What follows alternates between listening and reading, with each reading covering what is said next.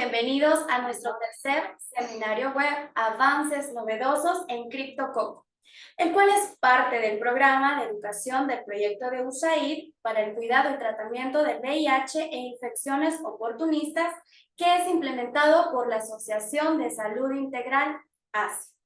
Este seminario, antes de iniciar, vamos a dar algunas instrucciones. Punto número 1. Los participantes no podrán utilizar su micrófono o cámara. Si tienen alguna duda o alguna sugerencia, pueden escribirla a través de nuestro chat virtual. Además, quiero brindarles algunas recomendaciones de salud, seguridad y medio ambiente. Por favor, es de preferencia que tendremos una pausa activa. Bien.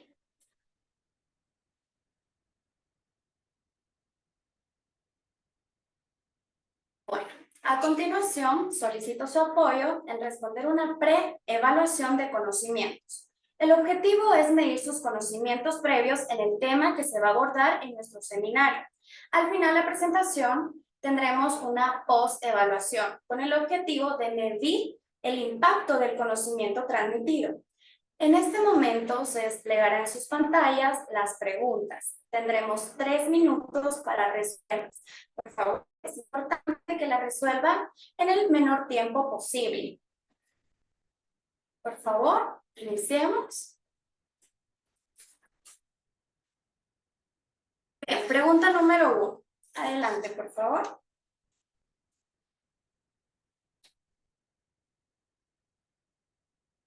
Cinco respuestas de 178. Bien, llevamos un 20% de participación. Llevamos un 45%.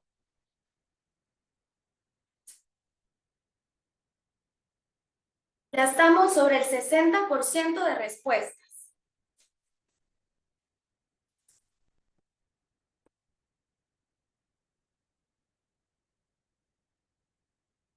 Bien. Vamos a pasar a la pregunta número 2.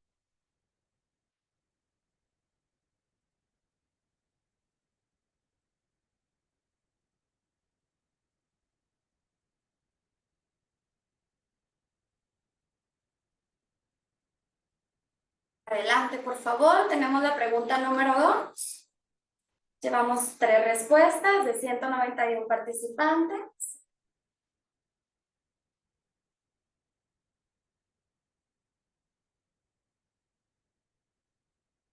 Estamos sobre el 30% de participación.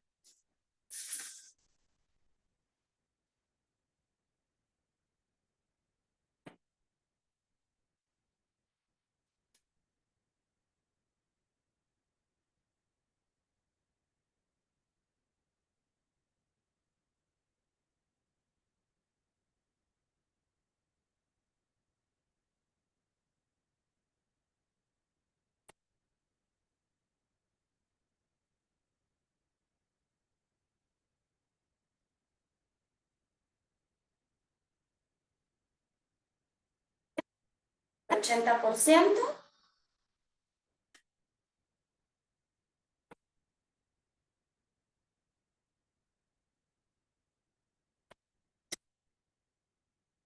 Estamos sobre el 83%.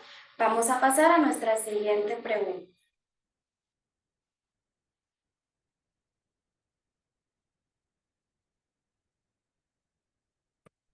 Pregunta número 3, por favor. Adelante. Tenemos nuestra primera respuesta.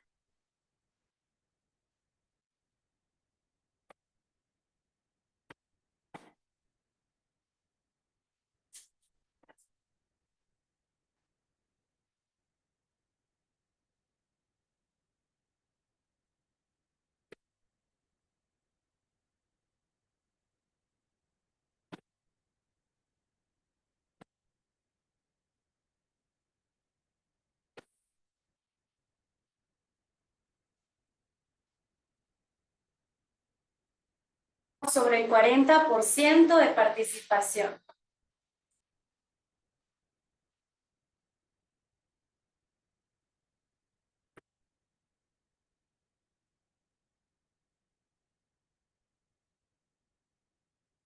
145 respuestas de 221 participantes.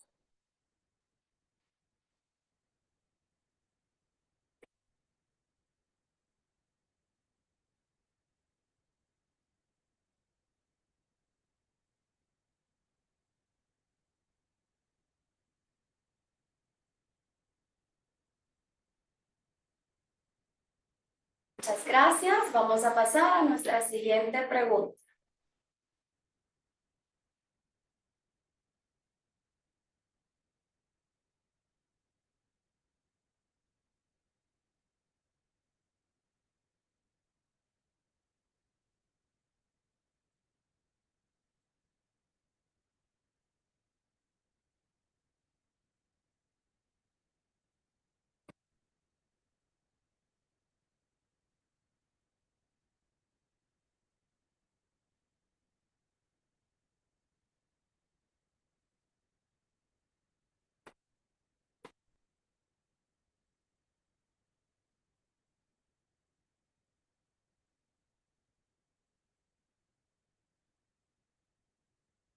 Tenemos más de 100 respuestas de 228 participantes.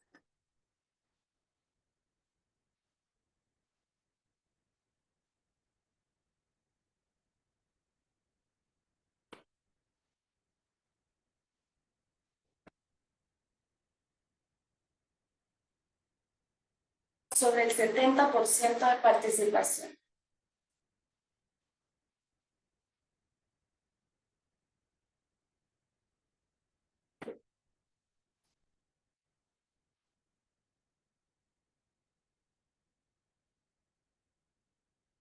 Llegamos al 85% de participación. Vamos a finalizar nuestra preevaluación de conocimientos.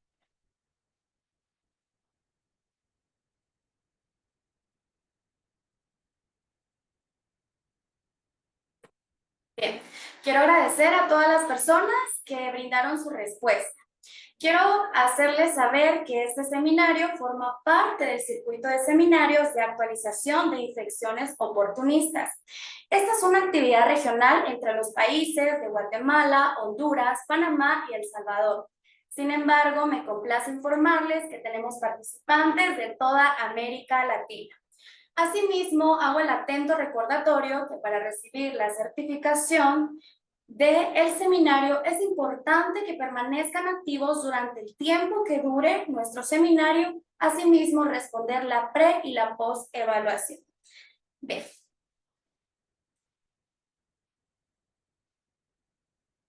Ahora quiero presentarles a nuestro médico invitado, Tom Chiller. Antes de iniciar con la presentación del doctor, quiero brindarles un resumen de su hoja de vida. Es un placer presentarles al doctor Tom Chiller, un destacado profesional en el campo de enfermedades micóticas y la epidemiología médica. Actualmente se desempeña como jefe de la División de Enfermedades Micóticas en los Centros para el Control y la Prevención de Enfermedades, CDC en Atlanta, Georgia, Estados Unidos. El doctor Chiller cuenta con una impresionante trayectoria de 23 años en los CDC, donde ha ocupado diversos roles, incluyendo asesor principal para programas globales y director asociado de programas globales en la División de Enfermedades Transmitidas por Alimentos, del Agua y del Medio Ambiente. Además, es asesor de acción global para infecciones fúngicas, contribuyendo significativamente al ámbito internacional de las infecciones fúngicas. Es graduado de la Facultad de Medicina y de la Escuela de Salud Pública y Medicina Tropical de la Universidad de Tulane, donde obtuvo su título médico y su maestría en Salud Pública y Medicina Tropical. Previamente también realizó sus estudios en la Universidad de Dartmouth. El doctor Chiller es reconocido por sus habilidades en bioestadística, desarrollo de capacidades e investigación clínica, así como por su notable contribución académica. Ha publicado investigaciones destacadas, incluyendo estudios sobre la actividad de las equinocadinas contra Aspergillus fumigatus, la prevalencia de coccicoides y mitis, en el suelo del estado de Washington y determinantes del uso sostenido de tratamientos caseros de agua potable en Guatemala y en otros países. Bien, doctor, es un gusto tenerlo aquí. Sea bienvenido. Deseo que este espacio sea un espacio agradable. Está hecho pensado en usted. Adelante, doctor. Gracias. Muchísimas gracias. Muy amable la introducción. Y yo voy a intentar de poner aquí mi presentación.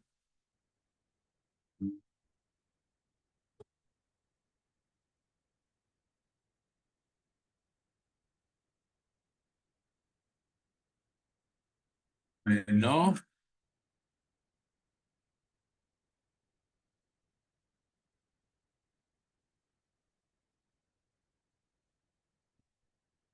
Ok. ¿Pueden confirmar si lo ven bien? Así es, doctor, lo vemos. Excelente, excelente. Bueno, entonces, gusto de estar con todos ustedes esta tarde. Me llamo Tom Chiller.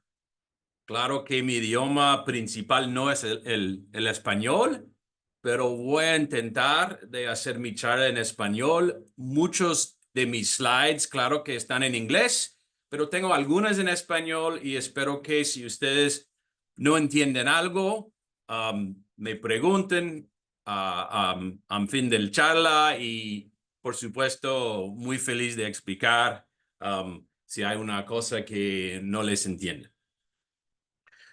Bueno, vamos a empezar hablando un poquito de VIH y el hecho que en el mundo, e inclusive en partes del mundo, es más de 1 de 3 nuevos diagnósticos de VIH detectados en gente con enfermedad ya avanzada.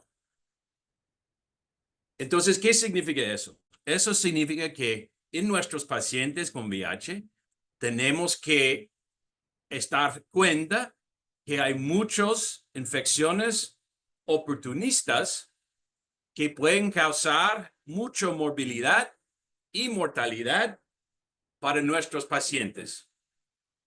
Disculpe, hay un poquito de ayuda aquí. Voy a esperar hasta que lo terminen aquí afuera. Así es la vida en Zoom ahora cuando hay personas. Bueno, entonces ya mejor. Entonces, estamos pensando que esas infecciones oportunistas son muy importantes y ocurren mucho más en los pacientes con VIH avanzado. Doctor, mil Sí, disculpas, solo quiero informarle que no está proyectando su presentación. que no está proyectando. Pero como un documento de PowerPoint, no como la presentación. Ok, un momento, disculpa. Voy a hacer una cosa para ayudar.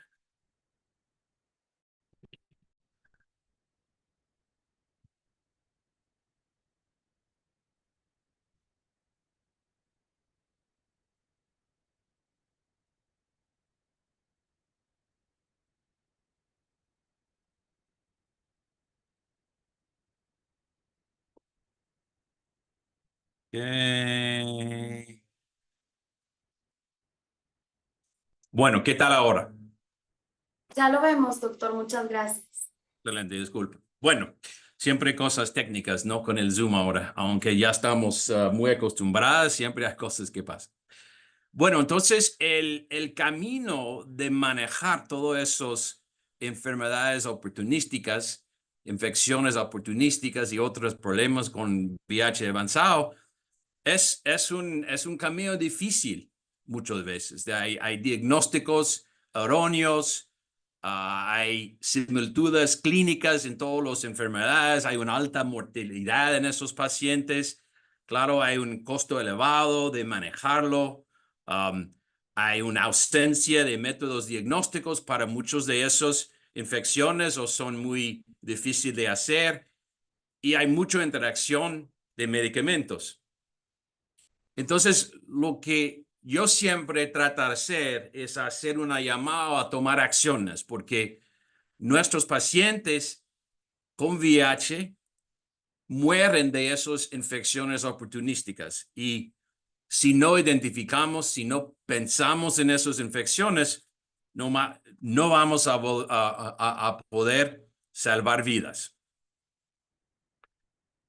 El OMS hace unos años puso junto un paquete de cuidado de enfermedad avanzada, que yo creo que es una cosa muy bueno para dar cuenta y tomar acciones contra esas enfermedades. Ese paquete de intervenciones es para todas las personas que presenten una enfermedad avanzada por VIH. Y eso significa no solamente la gente que son nuevo diagnosticado con VIH, pero la gente que representan de cuidado. Entonces, sabemos que muchos pacientes hoy día ya han empezado una serie de medicamentos, por ejemplo, contar, pero por alguna razón u otra, ellos han dejado su tratamiento y se pueden representar con una enfermedad avanzada por VIH.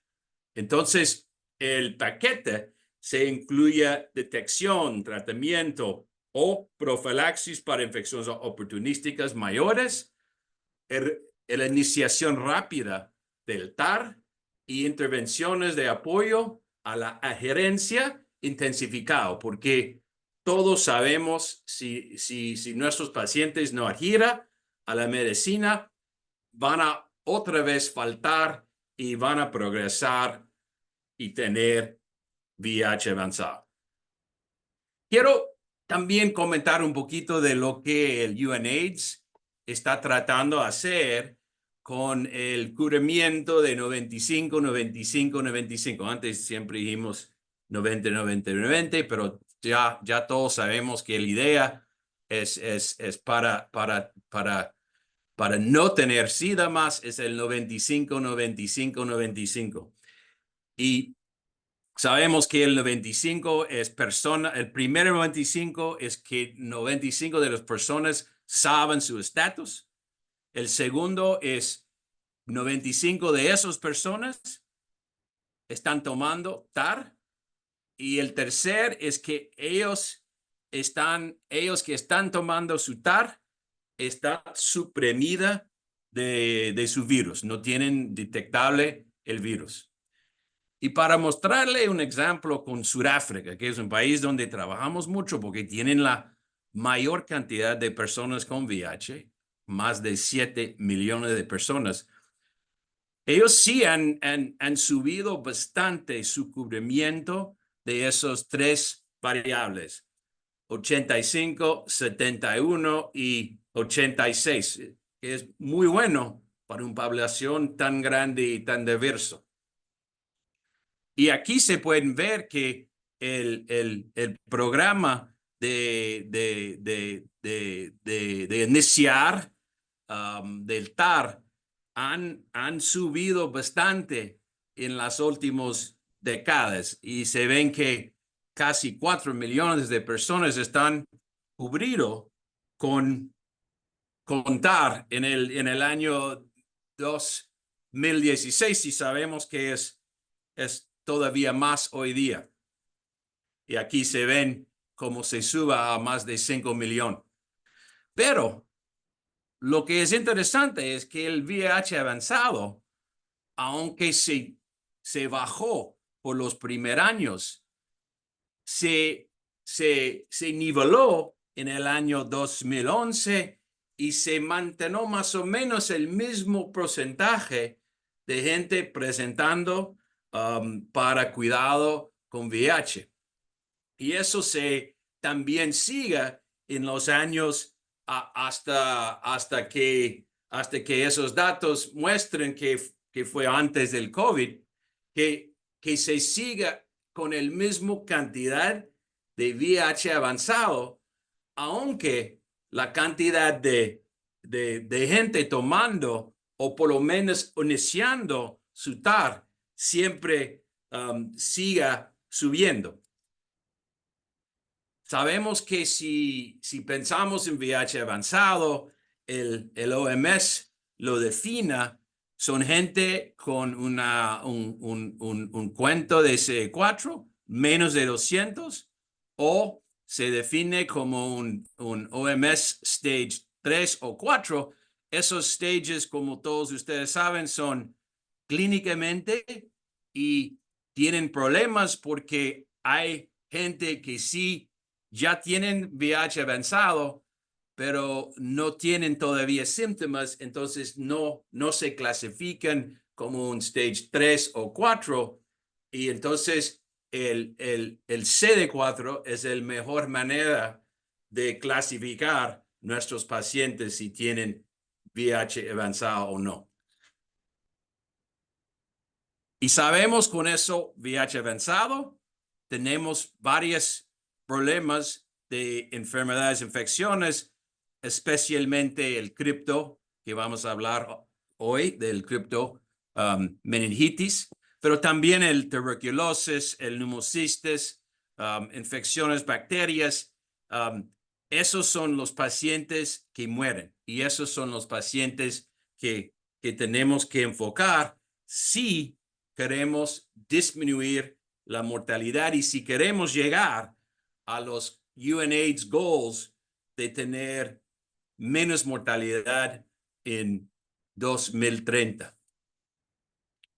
Y aquí se ven yo creo que el año donde tienen datos más recién, que todavía tenemos más de 600,000 personas que han muerto en el año 2022. Y no sé si se recuerden, pero el objetivo para 2020 era de tener menos de 500,000.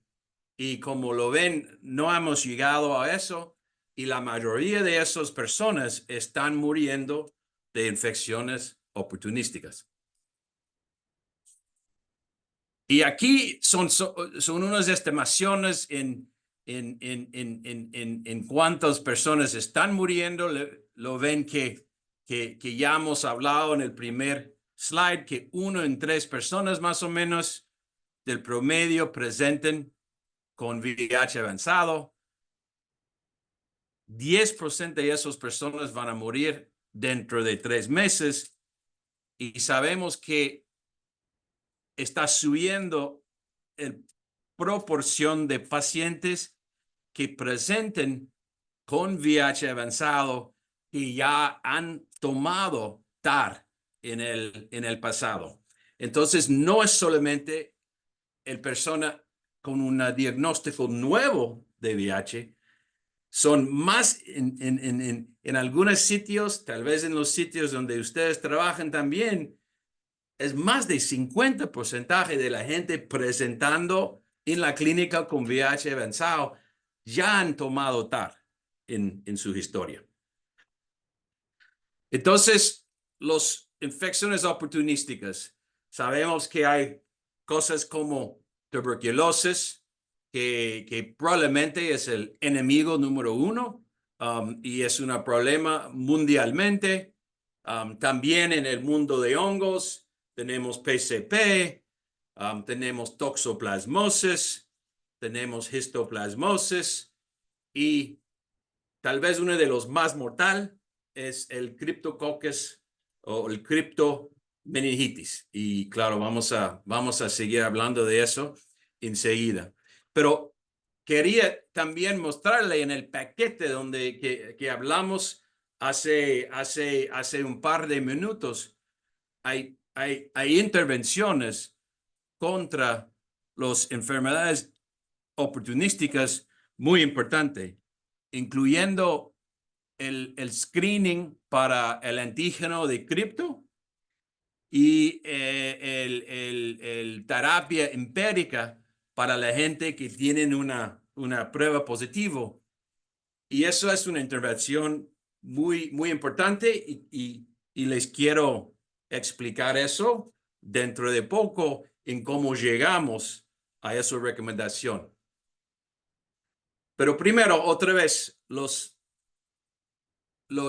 infecciones oportunísticas importantes en el mundo de hongos son esos 5, pero siempre hay más emergentes, pero lo más común es cripto. Tal vez en Latinoamérica, histoplasmosis podría ser como común de cripto. En pneumocistis también, muy común. Talaromyces es un hongo que es solamente en Asia. Y amergomicosis es un nuevo hongo que está emergente en varias partes del mundo y creo que vamos a empezar a ver más de este hongo en el futuro. Bueno, hablamos un poquito del meningitis criptococo, que sabemos que es probablemente en los estudios que hemos hecho, es el segundo más grande causa de mortalidad en la gente con VIH avanzado o SIDA. Y aquí vemos varios estudios que aunque gente están recibiendo algún tratamiento, algún antifúngico, todavía la mortalidad es muy alta y sabemos que, como lo ven aquí en el parte más, el estudio con solo fluconazol, la mortalidad es muy, muy alto y esos son uno de los estudios que nos mostraron que el uso de fluconazol en un paciente con meningitis causado por criptococcus solo no funciona y tenemos que usar otras medicinas y vamos a hablar de eso un poquito más tarde en la charla. Bueno, hablamos entonces ahora con todo eso, cosa de background de atrás, sabemos que tenemos un grupo de pacientes que no está bajando en el mundo de VIH, que está ahí presente, que ustedes cuiden todos los días. Muy importante de hablamos un poco de cripto. ¿Qué es cripto? Cripto es un hongo, es una enfermedad causada por normalmente solo 2 especies de levaduras del género Cryptococcus, aunque hay más especies, pero realmente mundialmente pensamos en la mayoría son Cryptoneoformans y también Cryptogatiae, pero Cryptogatiae es un pequeño proporción normalmente de todas las infecciones, tal vez menos de 2%, 3%, dependiendo de dónde está. Y el neoformans está causando la mayoría de las infecciones y enfermedades. Es importante de entender que ese hongo es global, es mundial. No existe un parte del mundo o un país, por lo menos en el mundo, donde no exista.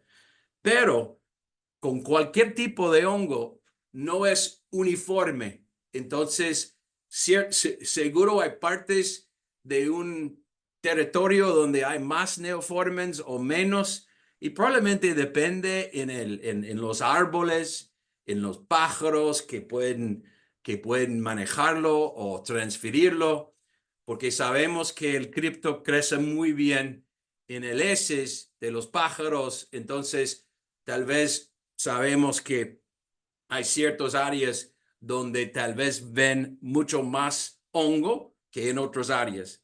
Pero es importante de saber que todos estamos expuestos en nuestra vida a ese hongo y por eso es una enfermedad que normalmente se presente en personas con una deficiencia inmunológica y claro, la gente con VIH avanzado son uno de los grupos más importantes. La infección es de origen pulmonar, ¿no? Lo cual puede presentar en una situación de diseminación y lo más importante o principalmente es el SNC, ¿no? El sistema nervioso central, el cerebro causando meningitis. Aunque eso también puede presentar en varios otros órganos, incluyendo el piel, ganglios linfáticos, Se puede también cultivar en sangre, médulo y otros también. Los signos y síntomas de la meningitis son clásicos para meningitis realmente. Tenés el dolor de cabeza, fiebre, cambio en el estado mental, confusión, letargo, coma, puede ocurrir visión borroso o también otros déficits, rigidez en el cuello, sensibilidad a la luz, náusea, vómitos, convulsiones, papiledema puede ocurrir. Entonces, esos son síntomas que todos ustedes saben son típicos para meningitis. Entonces, no es que tienen alguna cosa especial el cripto. El curso clínico de la enfermedad es sin síntomas o síntomas de infección pulmonar. Pueden tener dificultad de respirar, tos, fiebre, y esos son una tipo de infección que llamamos primario. Pero pensamos que la mayoría de las infecciones que ustedes van a ver en gente con VIH avanzado son reactivaciones de ese hongo. Cuando el sistema inmuno baja y el CD4 baja, entonces estamos más,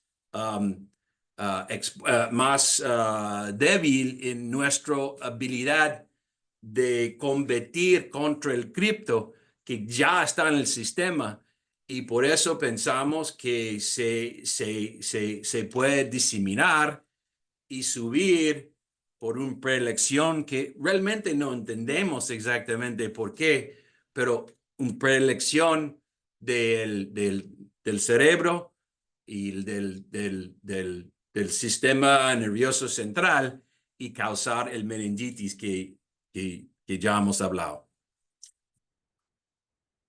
¿Y cómo diagnosticamos la meningitis criptococosas? Bueno, es necesario examinar el líquido cefalorraquídea, y todos sabemos que hay que hacer una punción lumbar y se puede entonces visualizar con tinta china o detección de antígenos o cultivos de hongos, y ahí vamos a hablar de todos esos métodos enseguida. La punción lumbar en esos pacientes es esencial para el diagnóstico, pero más de todo en pacientes que tienen síntomas en el manejo del paciente, porque ellos tienen una presión intracraneal a veces muy alto, y entonces el punción lumbar se deja bajar esa presión y se pueda disminuir muchos de los síntomas, pero también las complicaciones neurológicas que puede pasar. Entonces, nosotros llamamos en inglés therapeutic LPs, o punciones lumbares terapéuticos, no solo diagnósticos. Como hemos hablado, hay otras presentaciones clínicas de la enfermedad que no son solo del cerebro o de un meningitis. Se puede presentar como neumonía, como una típica neumonía, síndrome con dificultad de respirar aguda, acompañada con fiebre, tos y disnea. Eso no es muy común, puede ser, claro, se presentan así. También se puede tener presentación en la piel con cualquier tipo de hongo diseminada. Entonces, esas son lesiones que se pueden hacer una biopsia o un cultivo para diagnosticarlo, aunque normalmente no solo presenten en el piel. Para mí, si vemos lesiones del pie, significa que ya está una infección diseminada. Y también el hueso, pero más común en el columno vertebral o las costillas. El diagnóstico. Hablemos un poquito de diagnóstico como punción lumbar, pero un estudio que lo hicieron el Jorge Vidal en Brasil se mostró claramente que el diagnóstico rápido con tratamiento temprano eso reduce la mortalidad. Y eso la verdad sabemos con todas las infecciones de hongos. El diagnóstico para mí es el más importante. No podemos saber lo que estamos tratando si no tenemos un diagnóstico. Entonces, diagnóstico rápido, tratamiento temprano es siempre nuestro objetivo. Y aquí se ve claramente con este estudio que se mejora mucho los chances que el paciente va a sobrevivir. Bueno, entonces hablando de las tres maneras de diagnosticar cripto. El clásico siempre era el diagnóstico por microscopia y la famosa tinta china. Y dependiendo el persona que lo está viéndolo y la cantidad que realmente tienen en el líquido cefalorraquídea, el sensibilidad puede ser 30 hasta 80. Desafortunadamente, muchas personas no lo hacen eso más y no tienen la experiencia de hacerlo bien.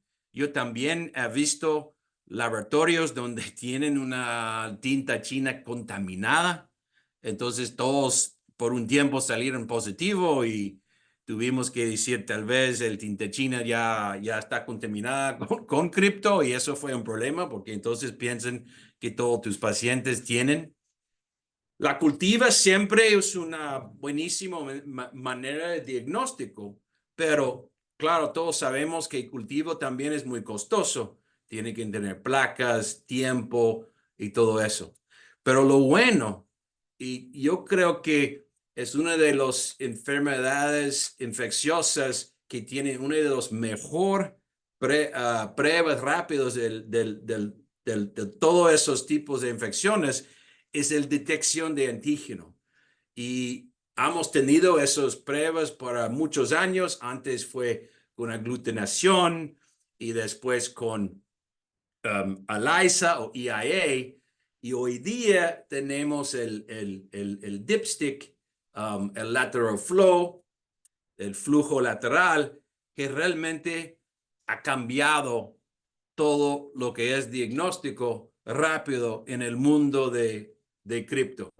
Esta LFA, el CRAG LFA, es una prueba que se puede hacer en 10 minutos y lo bueno es que funciona en cualquier líquido, sangre, suero, plasma y el líquido cefalorraquídea, que entonces dar la oportunidad de no tener que hacer cultivo ni la tinta china y se puede hacer con una sensibilidad muy alta, más de 95, la prueba de antígeno con ese flujo lateral.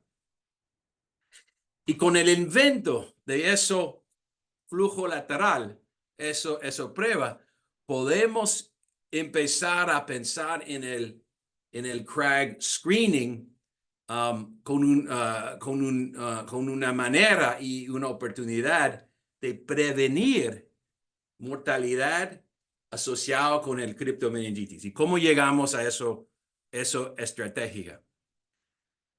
Sabemos que, como yo les dije, que es un hongo que todos estamos expuestos y que pensamos que tú puedes inhalarlo y se mantenga en tu cuerpo por toda tu vida, porque tu sistema inmuno funciona y lo deja ahí sin el capacidad de realmente causar una infección. Pero el hongo tal vez ya está en el cuerpo, pero el cuerpo mismo con el sistema de inmunidad lo defiende. Pero sí como dentro de un paciente con VIH avanzado, el hongo no está bajo del control del sistema inmuno, se puede poco a poco crecer. Pero lo que sabemos es que el antígeno está detectable en sangre semanas o meses antes del paciente últimamente tiene síntomas. Entonces es una oportunidad de detectar la infección muy temprano, intervenir y prevenir el meningitis. Entonces, si nosotros podemos hacer una prueba del antígeno en sangre en ese periodo de riesgo, podemos intervenir con una medicina y con el idea de prevenir el desarrollo de la enfermedad meningitis. Entonces, y eso fundamental es el programa que nosotros en inglés llamamos Screen and Treat. Y lo bueno con eso es que tú tienes que tener una población en donde hay riesgo, y como sabemos y definimos que nuestra población en riesgo es la población de VIH avanzado, sabemos que si hacemos el screening, el antígeno en pacientes, por ejemplo, con un CD4 menos de 200, tenemos una población con alto riesgo de desarrollar el meningitis, pero como el antígeno ya está positivo mucho más antes de la enfermedad, es una oportunidad de diagnosticarlo temprano y tratarlo temprano. Podemos llegar al diagnóstico rápido, tratamiento temprano, como ya hemos hablado en la otra diapositiva. Y realmente fue mucho más práctico por el invento de eso LFA, el Lateral Flow Assay, que seguro que todos ustedes han visto. Ya creo que tenemos más de 12 años de experiencia con esto. Y hay varias maneras en cómo puedes llegar a hacer esos screening. Yo creo que la mayoría de lo que hemos visto y hemos empezado en países es un técnico que se llama Laboratory Reflex Screening. Y eso significa que con la sangre que va al laboratorio donde hacen el CD4, si el CD4 es menos de 200, el lab mismo va a hacer la prueba con la misma muestra de sangre, y si es positivo, lo comunican con la clínica, y en el siguiente visita con del paciente, ya el médico puede empezar a dar tratamiento con fluconazol, porque sabemos con fluconazol, solo en estos casos asintomáticos, podemos evitar el desarrollo de meningitis. Entonces, es una estrategia muy sencilla que está controlado y basado en el lab, y nadie tiene que tomar ninguna decisión. Es muy protocolero, ¿no? Solo CD4 menos de 200, hace el prueba, comunica la resultado a la clínica, y la clínica misma entonces pueden seguir con el paciente y hacer el tratamiento. La otra manera que también hemos visto es el screening donde el médico o el enfermera mismo lo hace. Entonces, igual hay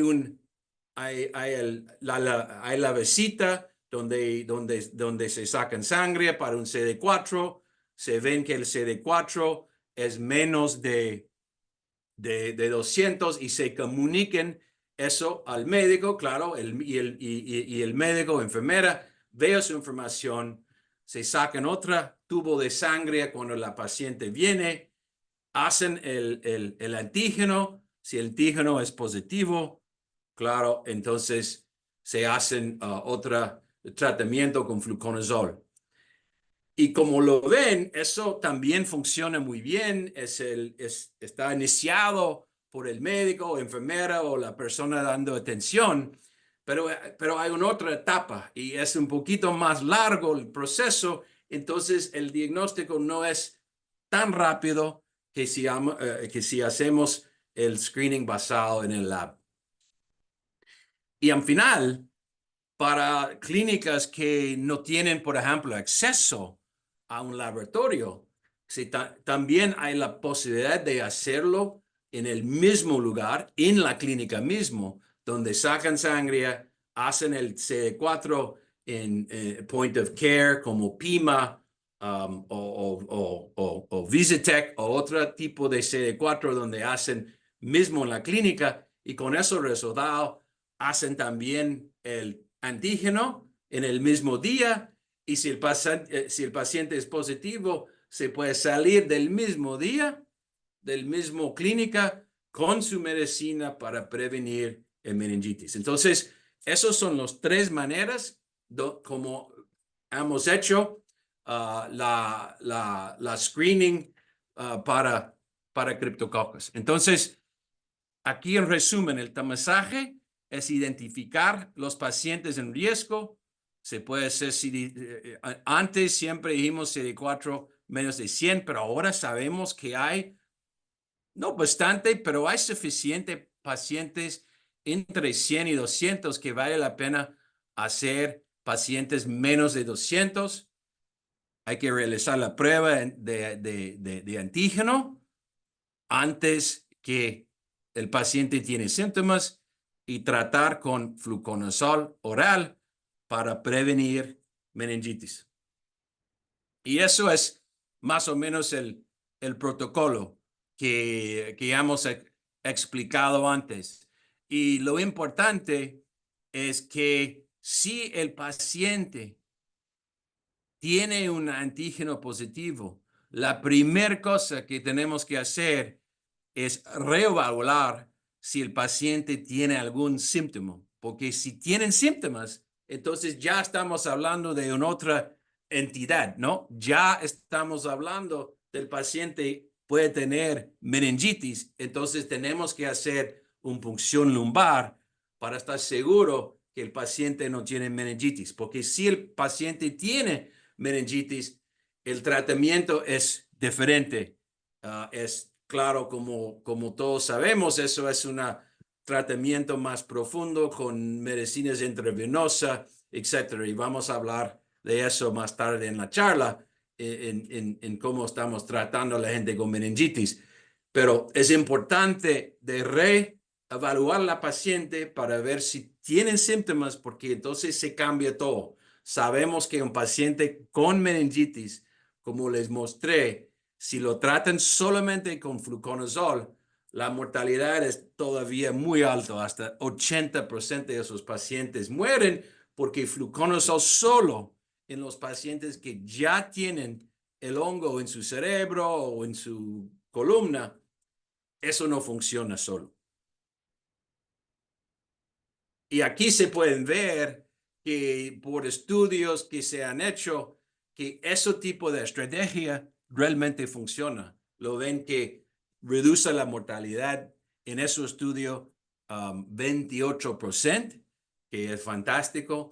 Y ya hemos visto varios estudios que muestran la importancia de esa estrategia de screening para reducir la mortalidad. Y esos son los síntomas que hay que reevaluar a los pacientes que tienen un antígeno positivo. Son el mismo cosas que ya hemos hablado antes. Y aquí es la prueba y solo para reforzar el hecho que si el paciente tiene síntomas, hay que hacer el punción lumbar. La otra cosa que hemos ya visto de haciendo eso ya más de 10 años es que es claro si tienen un paciente sintomático con un antígeno positivo que hay que hacer una punción lumbar para evaluar si tienen meningitis. Pero un cierto porcentaje de gente que son asintomáticos pueden también, y son antígeno positivo, pueden también tener un tipo de asintomático meningitis.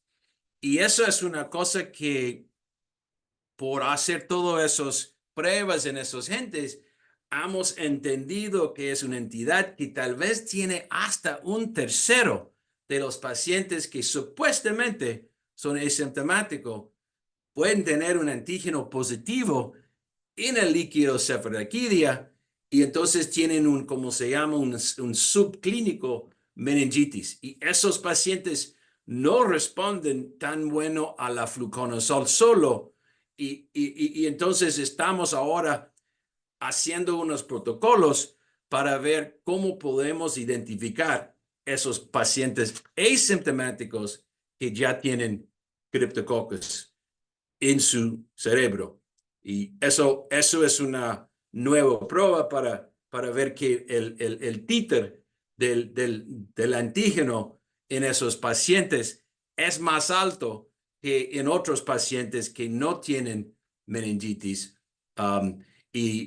Entonces, estamos en el hecho de desarrollar una prueba que puede diferenciar esos pacientes en la sangre mismo y entonces vamos a saber cuál pacientes de hacer una punción lumbar y ser más agresivo.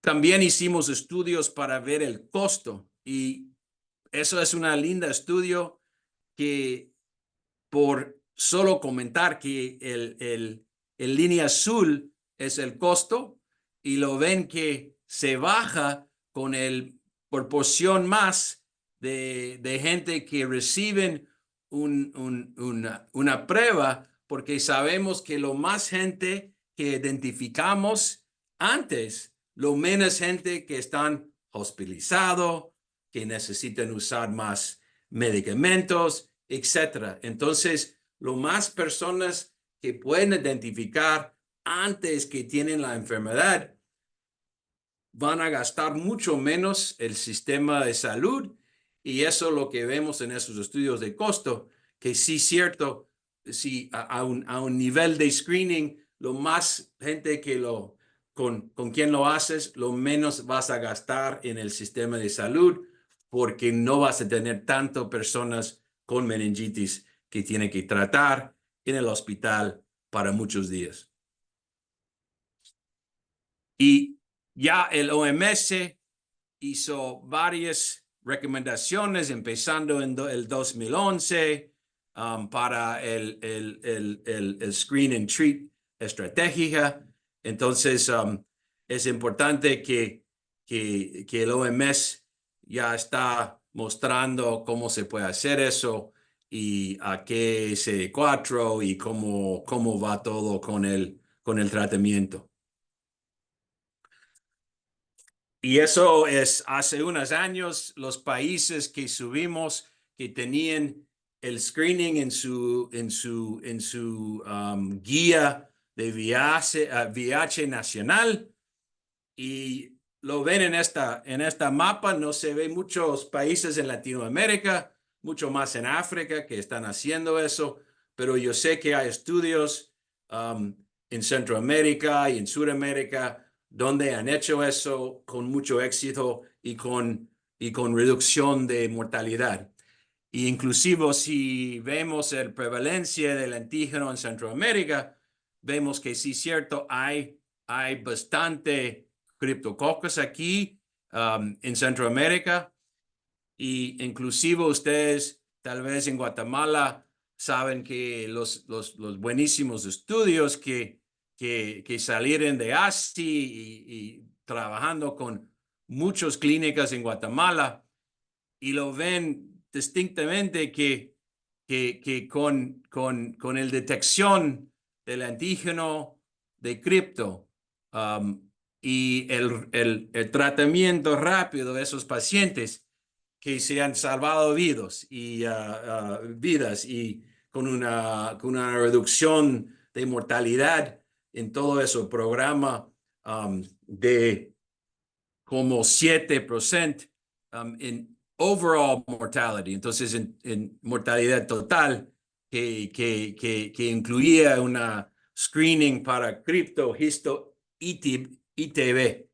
Entonces, sabemos que eso técnico puede funcionar también, no solo en África, pero en todo el mundo, e inclusive en los Estados Unidos, Europa. Hay estrategias para hacer ese tipo de screening para los antígenos de cripto en los pacientes de alto riesgo. Nosotros en Bien, el doctor. CDC, sí, claro, el break ya.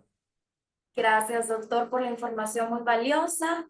Sin embargo, vamos a hacer un pequeño espacio de 3 minutos para que podamos tomar una pausa activa. Bien, en este momento y con la finalidad de reconectar la energía y la atención antes de pasar a la parte final del seminario, tendremos un espacio para hacer una pausa activa. Les invitamos a todos los participantes a levantarse, a hacer unos estiramientos y movimientos de flexión y relajación muscular, e hidratarse, y volvemos en 3 minutos.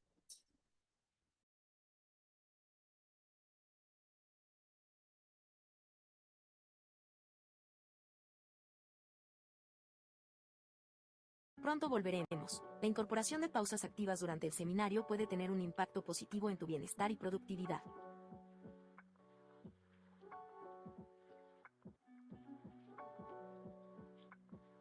Están diseñadas para romper la monotonía de estar sentado durante largos periodos de tiempo. Durante estas pausas, es importante realizar ejercicios suaves que involucren movimientos de estiramiento, flexión y relajación muscular. Estos ejercicios ayudan a mejorar la circulación sanguínea, reducir la tensión muscular y aumentar la energía, lo que a su vez puede aumentar la productividad y reducir el riesgo de problemas de salud relacionados con el sedentarismo.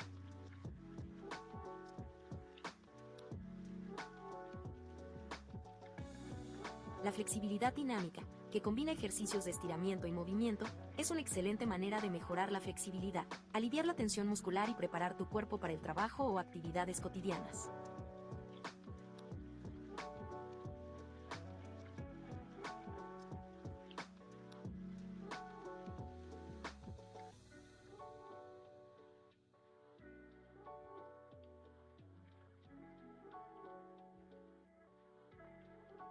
Los ejercicios de activación muscular son una forma efectiva de despertar tu cuerpo y prepararlo para la jornada laboral.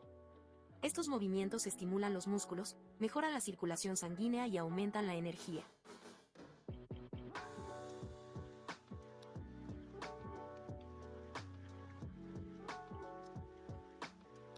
Realizar ejercicios de movilidad articular durante tus pausas activas en el trabajo ayuda a cuidar tus articulaciones y prevenir problemas futuros.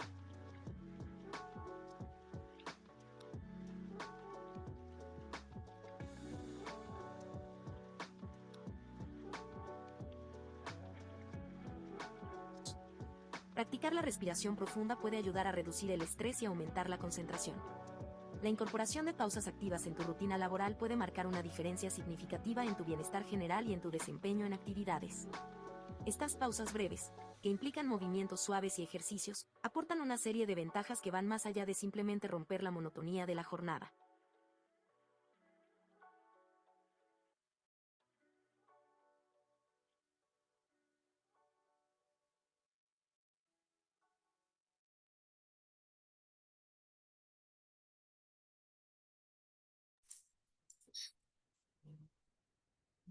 Bien, regresamos a nuestra pausa activa. Hago el recordatorio a todas las personas que no han mandado sus preguntas. Por favor, este es el momento para hacerlo. Vamos a continuar con la presentación del doctor. Doctor Tom, por favor, adelante. Excelente. Dejarme poner mis diapositivos otra vez. Y encontrar dónde estuvimos. Let's see.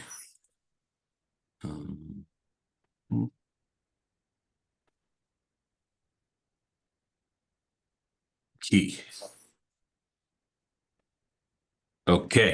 ¿Todo bien?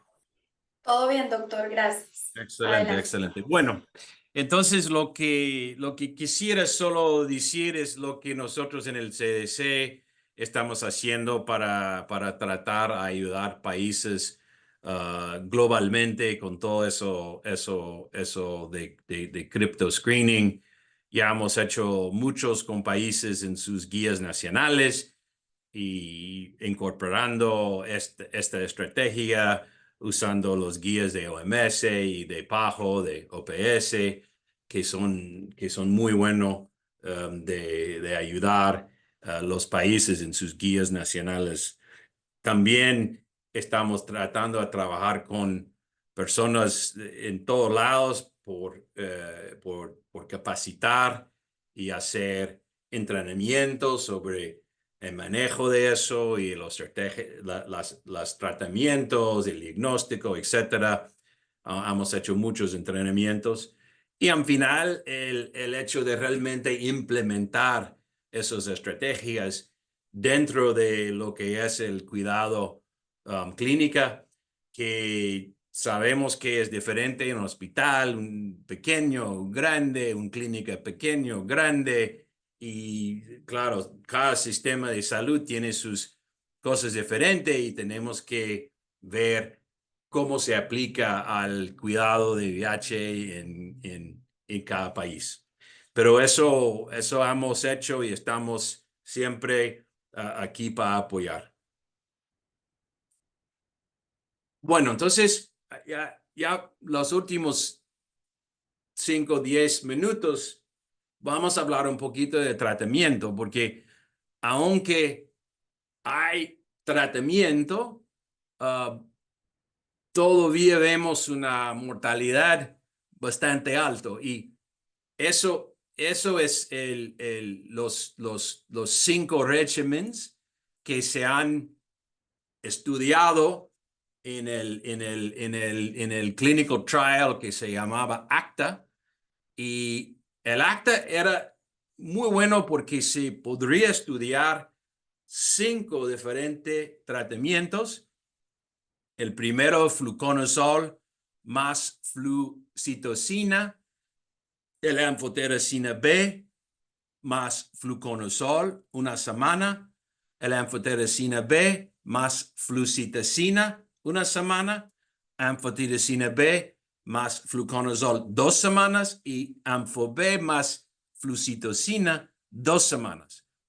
Y lo que se ven es que hay tratamientos donde salieron mejor que otras. Y al final, interesantemente, el mejor régimen en esta clinical trial fue una semana de anfotericina B más flucitosina.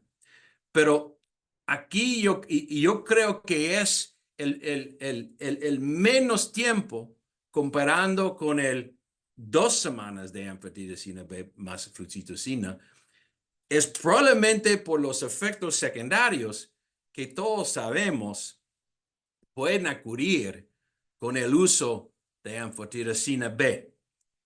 También lo interesante es que el fluconazol más el flucitosina fue, como lo ven, muy semejante a los otros 2 tratamientos en la mitad de la eficacia.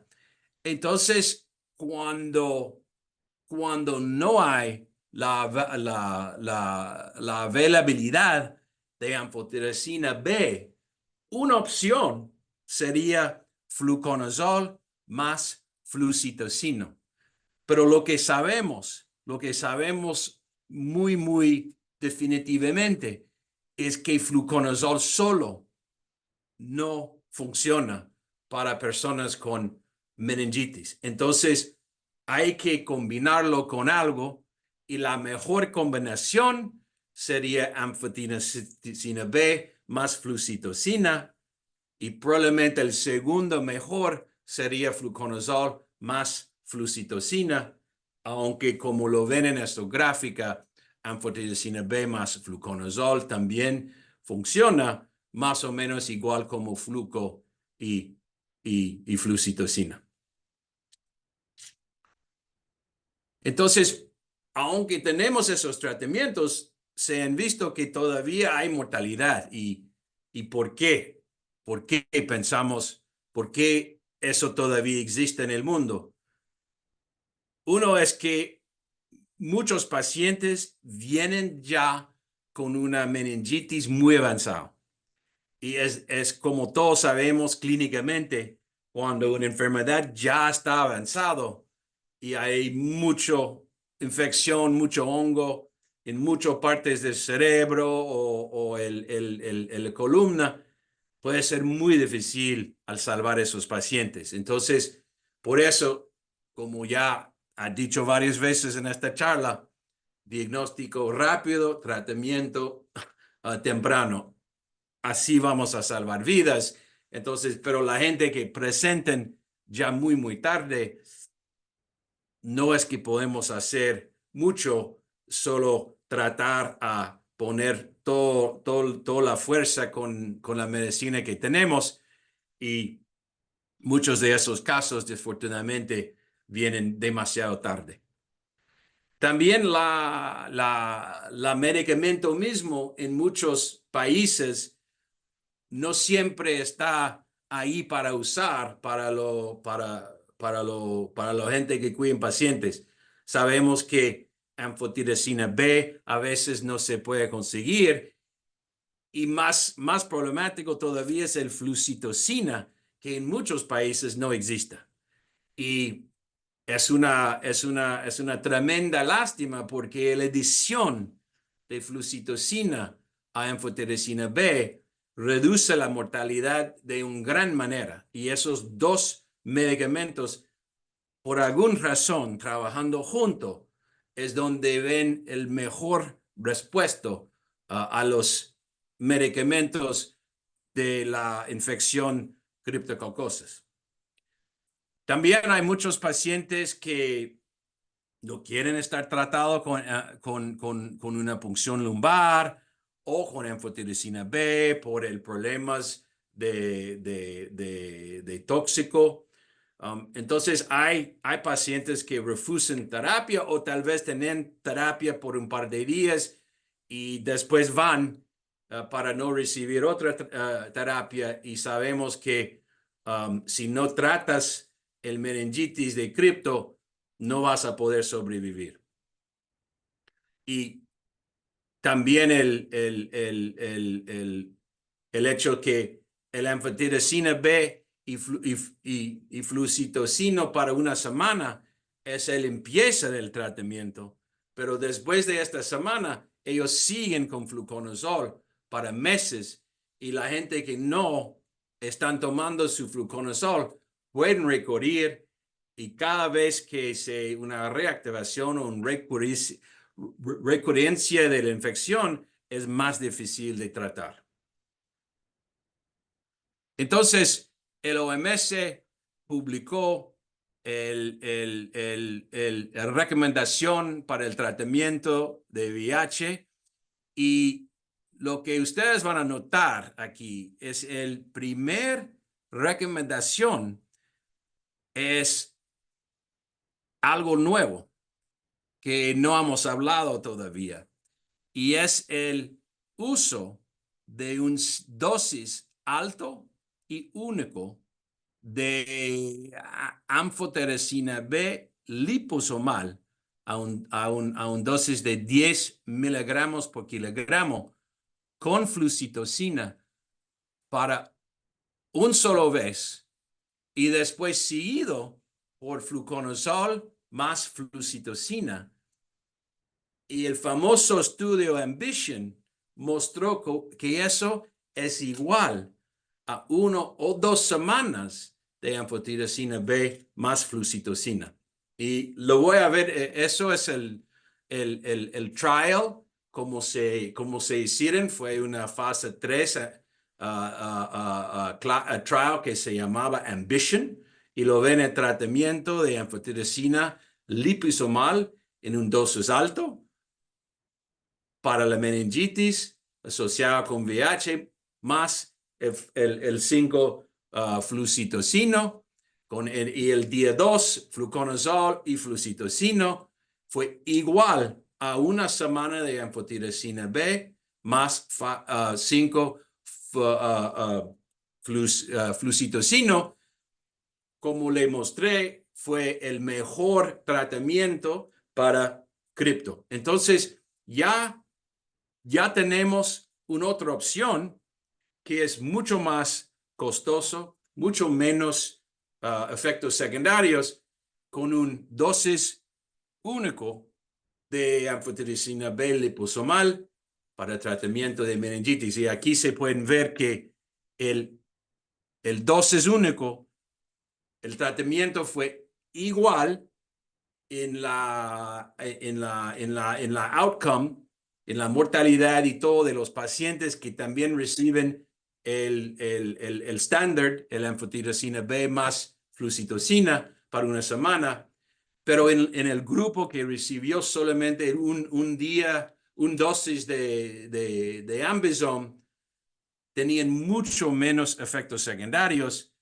porque todos sabemos una semana de anfotericina B puede ser muy tóxico al riñón y a otras cosas, electrolitos y todo. Entonces el manejamiento del paciente es más difícil, lo más días de anfotericina B que reciben, y el AmBisome con un dosis muy alto, eso se queda en el sistema, pero no tienen el mismo efecto al riñón y a los otros órganos que tienen el dioxicolato.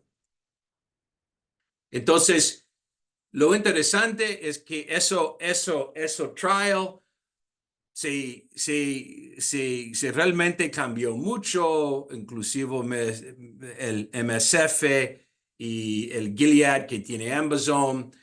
Y lo bueno es que nosotros trabajamos muy rápido en cambiar esos guías de OMS y pusimos un Rapid Advice. Lo ven que publicaron en el New England Journal en el marzo, y ya un mes después ya tuvimos un nuevo Rapid Advice para recomendación de ese tratamiento para pacientes. Entonces, fue un muy buen ejemplo, como ustedes en otros países, no solo en Europa y los Estados Unidos, porque todo eso trial fue en África, que países que conducten esos tipos de estudios se pueden influenciar el mundo con buenos datos y con un buen diseño de un clinical trial, y ya está cambiando la manera en que tratamos nuestros pacientes con meningitis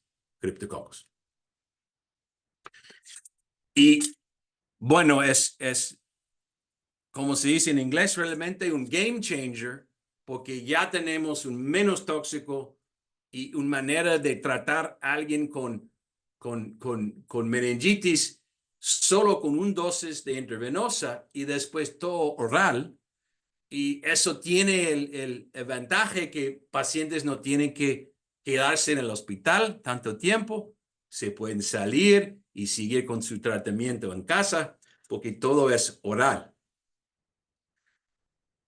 Pero el hecho que el acceso a esos medicamentos para tener esos resultados y para tener esa oportunidad de usarlo es crítico. Necesitamos el anfotericina B liposomal, que todos sabemos es más costoso que el dioxicolato, y sumamente, tal vez más importante, es si no tenemos flucitocino, no podemos usar ese régimen. Entonces, nuestro intento por los últimos 5 o 6 años es trabajar con nuestros partners globales para tratar a poner esos medicamentos dentro de las listas del OMS, OPS, para que ellos puedan ayudar a distribuir y conseguir los medicamentos por los programas de VIH.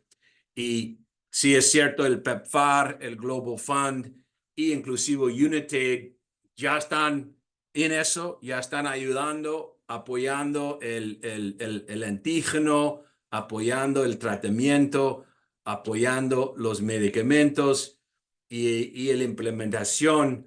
Y bueno, hay todavía mucho de hacer y mucho más trabajo, pero estoy muy entusiasmo que ya uno de los grupos más poderosos en dar dinero para el VIH ya están apoyando esos efforts.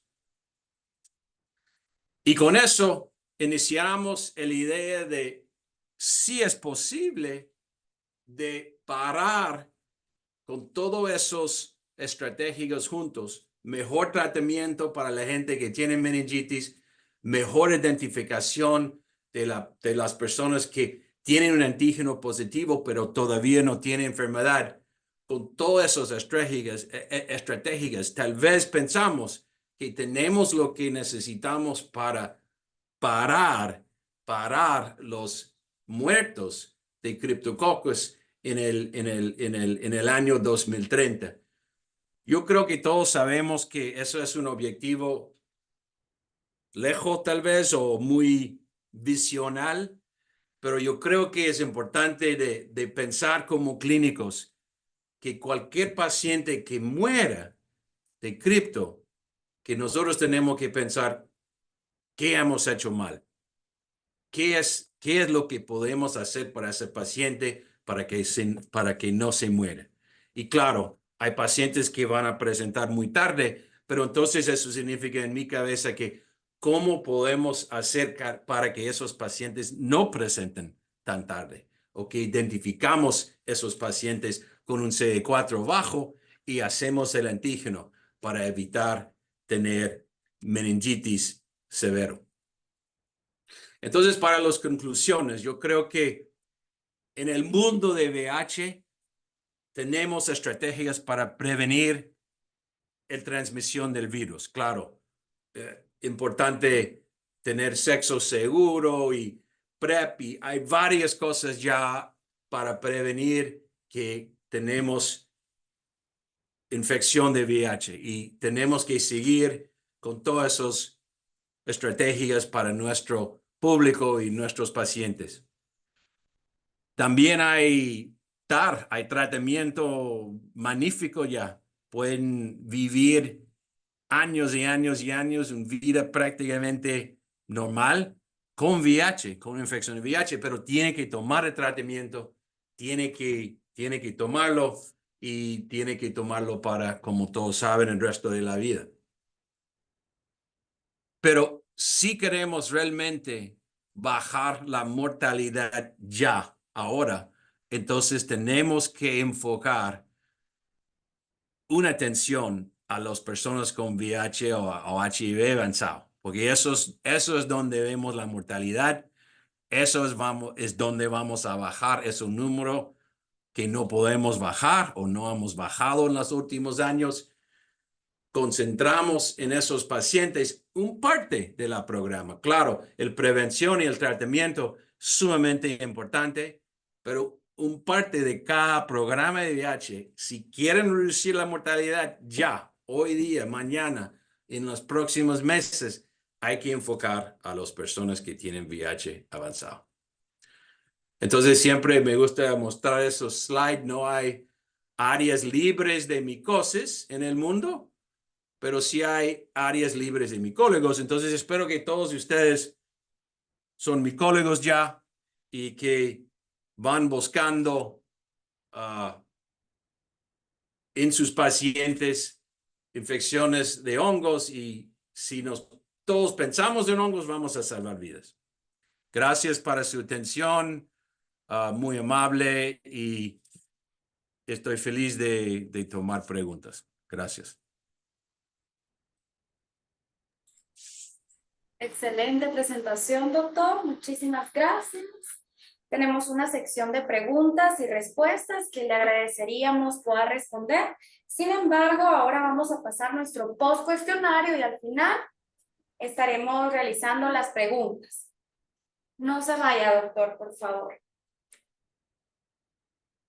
Iniciamos con la sección de preguntas. Adelante. La post-evaluación. Pregunta número 1.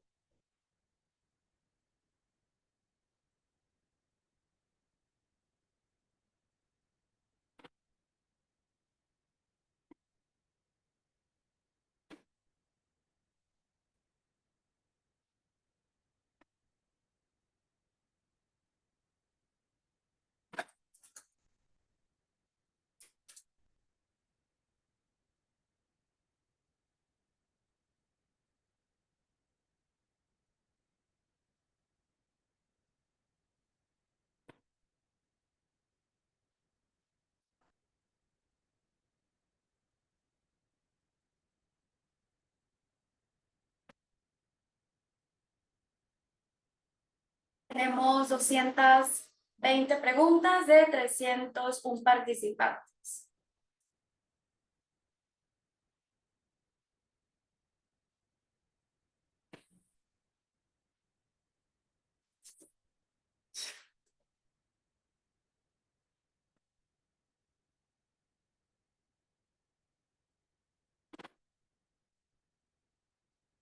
Seguimos recibiendo respuestas.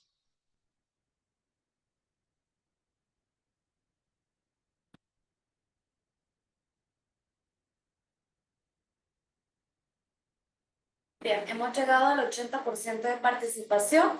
Vamos a pasar a la pregunta número 2.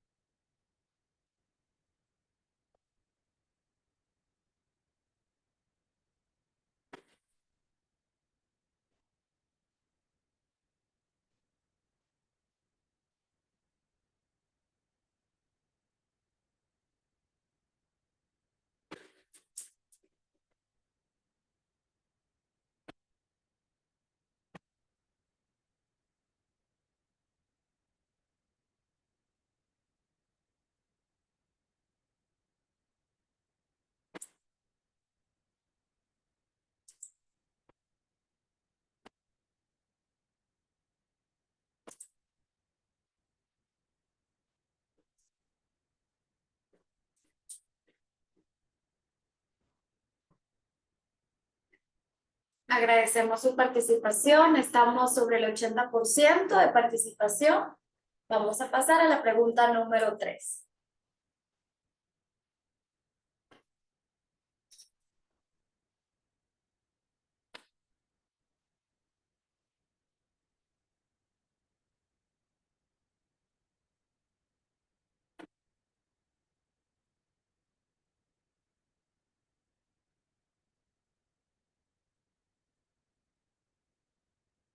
Tenemos 14 respuestas.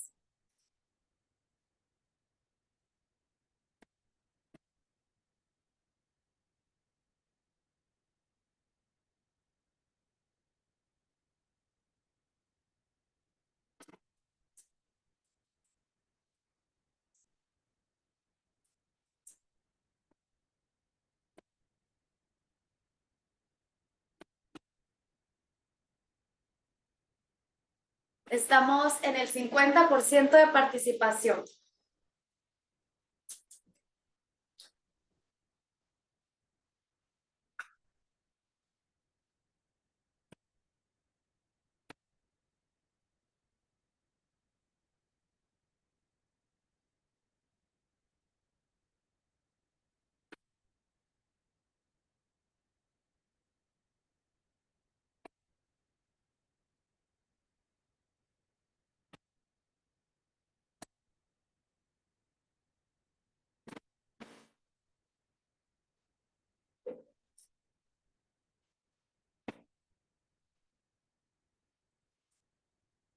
Vamos a esperar unos segundos más hasta completar el 80% y continuamos con la pregunta número 4.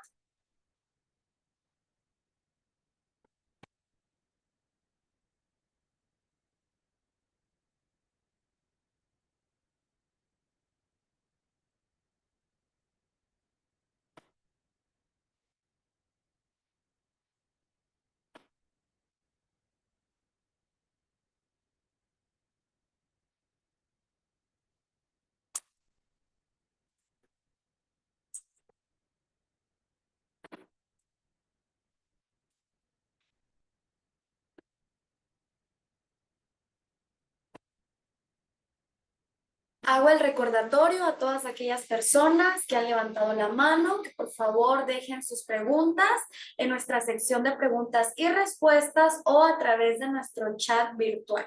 También pueden escribirnos por medio de correo electrónico o WhatsApp.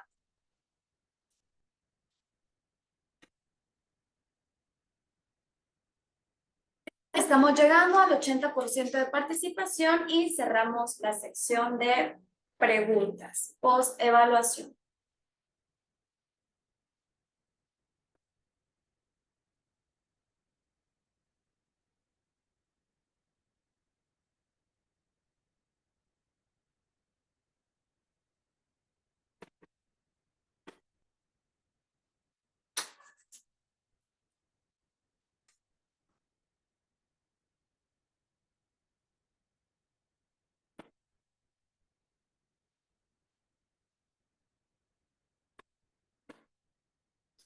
Agradecemos a todas las personas que se han tomado el tiempo para responder nuestra post-evaluación de conocimientos. Ahora, doctor, abrimos el espacio para las preguntas y respuestas.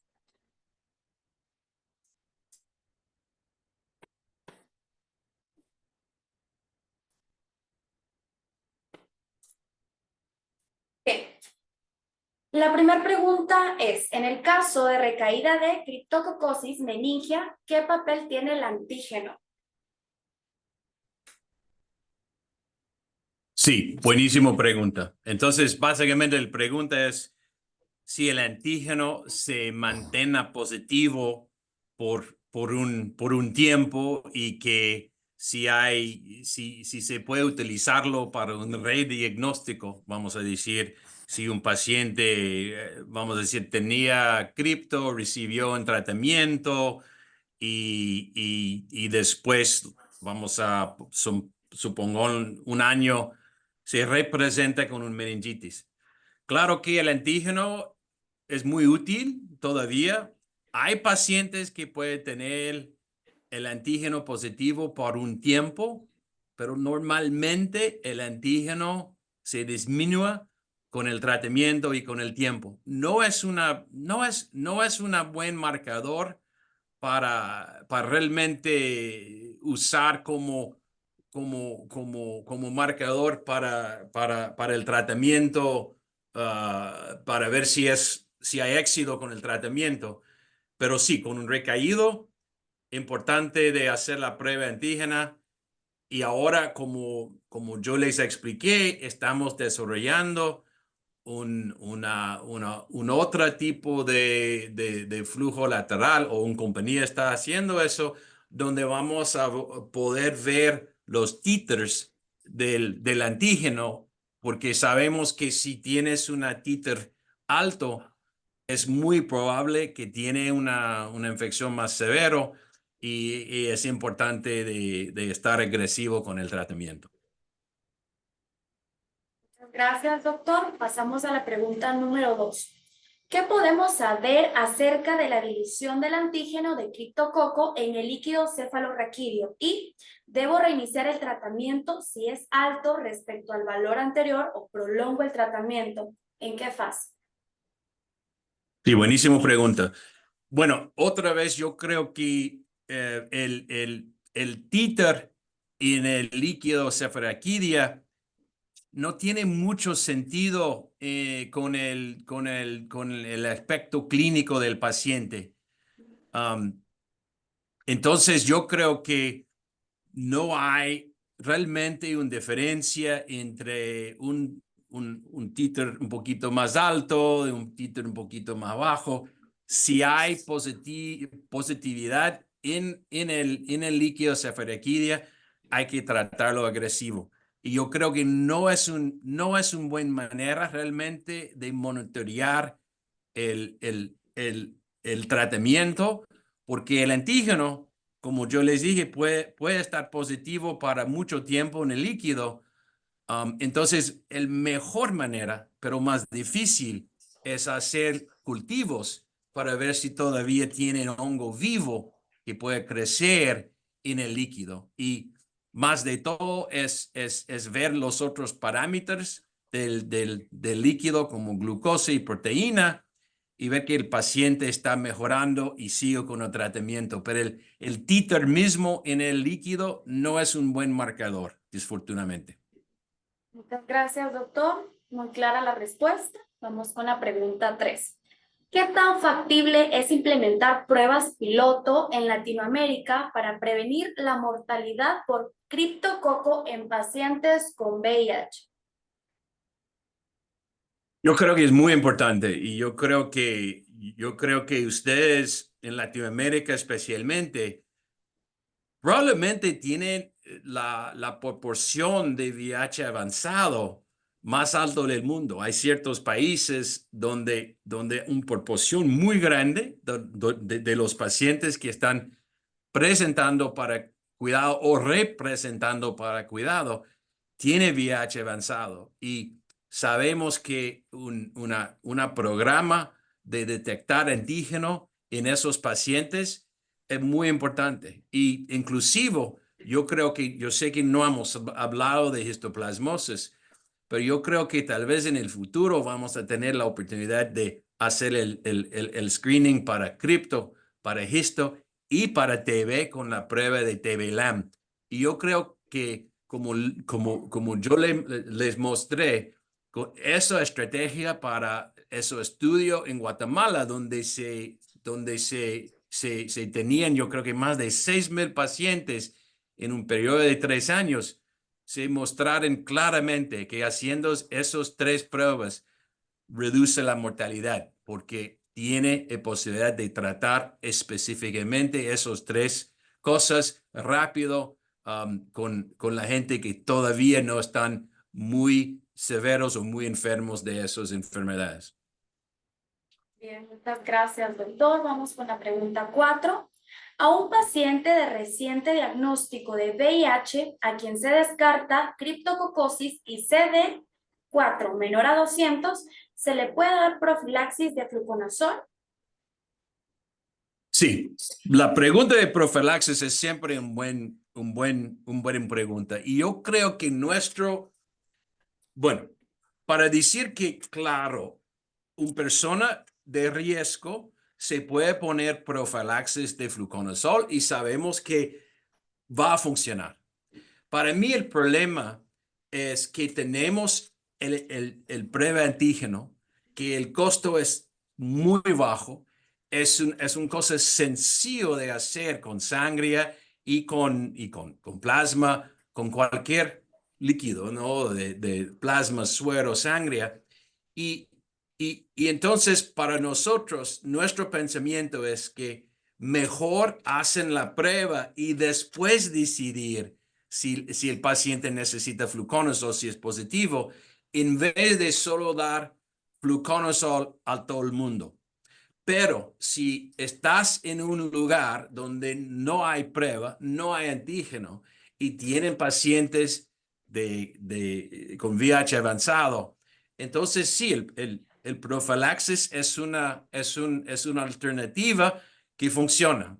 El problema estás hablando de muchos pacientes tomando fluconazol, siempre hay interacciones con las medicinas y todo. Entonces, nuestra estrategia preferible es antígeno antes, tratar si es positivo. Pero sí, yo sé que hay lugares donde no se consigue el antígeno y en esos casos, sí, hay que pensar si vale la pena hacer profilaxis. Y yo creo que con un CD4 muy bajo, entonces hay que pensar hacerlo. Muchas gracias. Excelente respuesta, doctor. Vamos con la número 5. En la región de Latinoamérica, ¿cuál es el acceso a 5FC? ¿Se conoce este dato? ¿Existen estrategias de acceso? Sí, buenísimo pregunta y gracias para eso, porque yo creo que es un trabajo, es un trabajo muy importante que nosotros estamos siempre involucrados tratando a tomar acciones para acceso del 5-flucitocino, porque sin esta medicina realmente reduce el eficaz del tratamiento para meningitis. Yo creo que les mostré eso claro, que esta enfermedad, la adición del flucitocino es punto y es importante. Entonces, sí, yo creo que hay pocos países que tienen acceso a esa medicina en Latinoamérica. Yo sé que hay pocos en todo el mundo. La verdad es que tienen acceso. Yo sé que hay varias compañías, organizaciones como el Unity Global Fund, PEPFAR, el Médecins Sans Frontières, Doctors Without Borders, que todos están tratando de hablar con compañías. Yo sé que hay 2 o 3 compañías que ya están haciendo eso a un precio más bajo. Entonces yo creo que el acceso ya viene y nosotros tenemos que seguir empujando. Pero una cosa que siempre les quiero decir a todos ustedes que están involucrados en cuidar a sus pacientes, si el demanda viene de ustedes, entonces los países van a escuchar. Si ustedes piden pruebas, piden medicinas, eso nos ayuda mucho porque entonces hay una demanda. Si no hay una demanda, entonces la gente que tiene que conseguir medicamentos y todo para el país piensan que si no hay demanda, no hay una razón para comprar. Entonces, importante que hay una demanda, que ustedes piden. ¿Dónde está mi antígeno? ¿Dónde están mis medicamentos? Eso va a ayudar mucho en el acceso y en todo lo que nosotros como grupos internacionales y grupos que están tratando de ayudar pacientes con VIH a conseguir el acceso de esos medicinos. Pero sí, 5FC muy importante y lastimosamente todavía no está muy presente en la región. Totalmente de acuerdo, doctor. Muchas gracias por su respuesta. Vamos con la pregunta número 6. En el caso de coinfección de histoplasmosis diseminada más criptococosis meningia, ¿cuál es la mejor opción terapéutica ambulatoria? ¿Itraconazol o fluconazol? En un paciente que ya finalizó el tratamiento con anfotericina. Sí, el hecho que él pregunta realmente está hablando de un tema que yo no cubrí, pero el hecho que un porcentaje, tal vez hasta 10 o 15% de los pacientes que tienen una infección oportunística pueden tener un segundo infección oportunística al mismo tiempo. Y claro, hemos visto eso en los estudios en Guatemala, donde TB y histo y cripto y TB. Y eso sí, presenten unas complicaciones del tratamiento, especialmente el TB y el histo, por el hecho de no poder usar el rifampin, que tiene una interacción muy grande con el itraconazol. Entonces, el primer respuesta es que el mejor tratamiento para histo, una vez que se puede tratarlo como outpatient, como fuera, es el itraconazol. También el posaconazol funciona muy bien, aunque no hay estudios, pero sabemos que el posaconazol también funciona. Es mucho más cara que ITRA y ITRA es una buenísima medicina. La única cosa, como ustedes saben, con itraconazol es que se absorba mejor con ácido.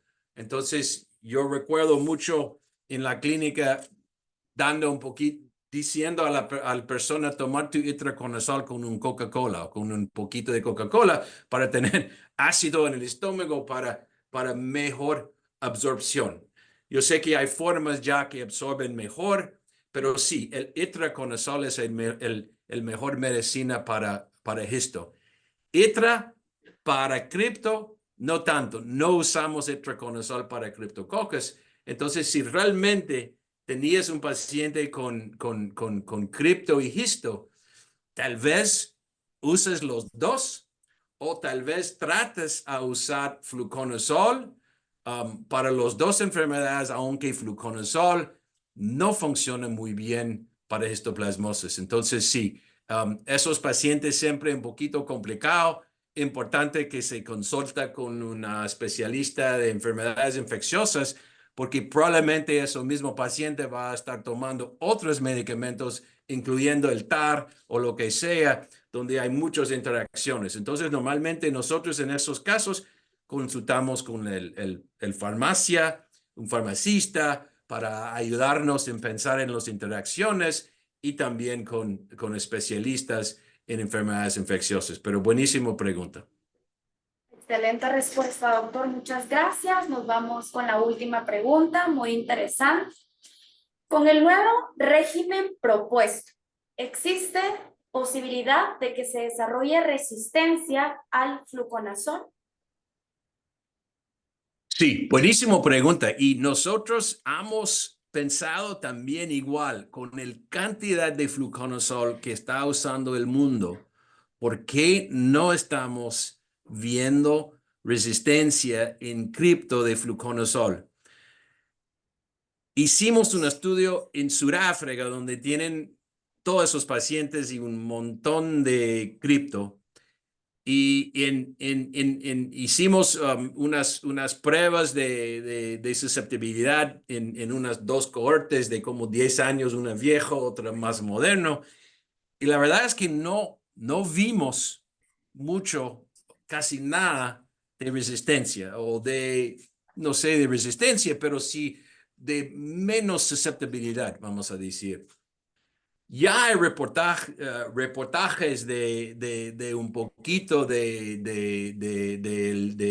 susceptibilidad que está subiendo o bajando de fluconazol.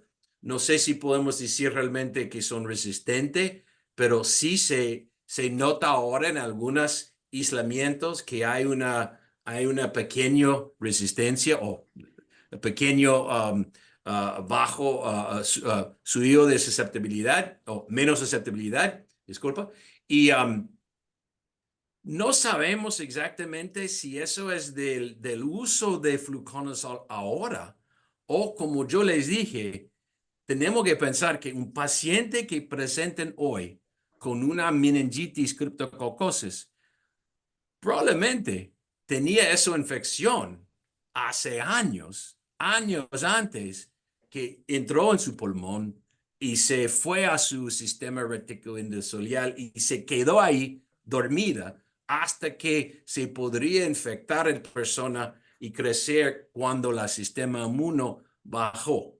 Y entonces puede ser que cosas que están pasando hoy no necesariamente están el mismo infección que las personas tienen, aunque seguro que algunas de esas infecciones en nuestros pacientes son más agudas, pero yo creo que muchos son una reactivación de una infección o de un hongo que la persona ha tenido por años, 10, 15 años tal vez, porque todos estamos expuestos al cripto. Entonces, por el momento, no vemos que el resistencia contra el fluconazol es un gran problema, pero sí tenemos que estar presente, pensando y monitoreando eso, porque todos sabemos resistencia en general es uno de los más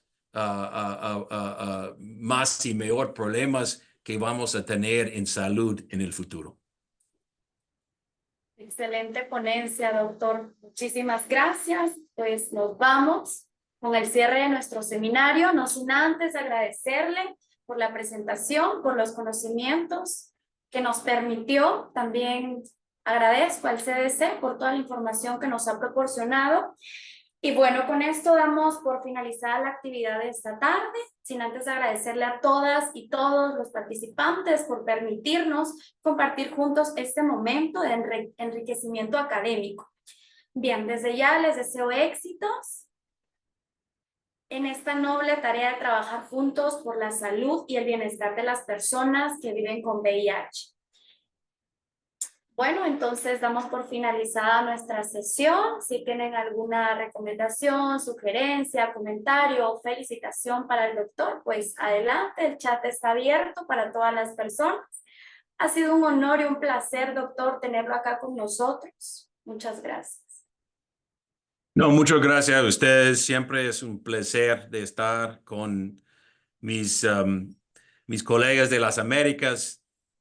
Muchas felicidades a todos que tienen un buen semana, un buen día y espero que les vean allá en sus países en el futuro. Gracias para todo. Bien, doctor, muchas gracias. Dice Cristina de Paz, excelente ponencia. Gracias por sus felicitaciones. Walter López, doctor, excelente ponencia, clara, actualizada y de mucho aprendizaje. Carolina Osorio, muchas gracias, doctor. Roberto Rivera, agradeciendo al doctor por su ponencia excelente. Solo buenos comentarios, doctor Tom. Muchas gracias. Gracias a ustedes. Nos vemos y gracias que tengan un buen semana. Gracias, doctor. Feliz tarde a todos.